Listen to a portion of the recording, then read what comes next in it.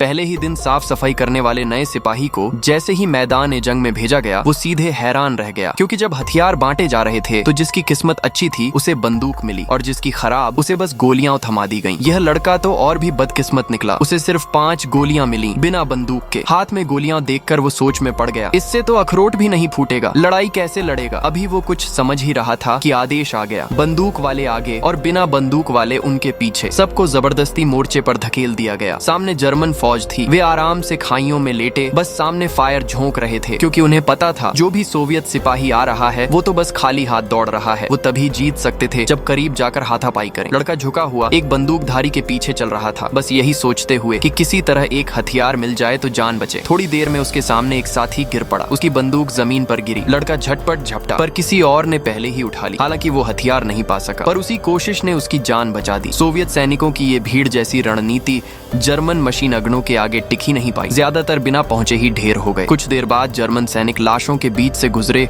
सफाई शुरू की। एक सोवियत अफसर जो अभी जिंदा था जल्दी से लाशों के ढेर में छिप गया, मरने का नाटक करते हुए। जर्मनों को शक हुआ, उन्होंने गोलियां चला दी, ऐसे जैसे गोलियां मुफ्त की मिल रही हो। अफसर डर के मारे पसीने पसीने, पर किसी तरह बच गया। जैसे ही जर्मन चले गए वो उठा, पास की बंदूक उठाई और निशाना साधा दूर खड़े जर्मन सिपाही पर। तभी उसके पास से आवाज आई, ऐसा मत करो, तू खुद पकड़ा जाएगा। वो वही लड़का था जो भी जिंदा बचा था, पर अफसर नहीं माना। फायर करने ही वाला था कि देखा बंदूक में गोलियां ही नहीं है। तभी उस लड़के को अपनी 5 गोलियां याद आईं। उसने बंदूक ली, गोलियां भरी, निशाना ठीक किया। सामने उसने देखा 5 जर्मन सैनिक हैं, एक अफसर नहा रहा है, एक उसके कपड़े पकड़े खड़ा है और 2 पास में नशा कर रहे हैं।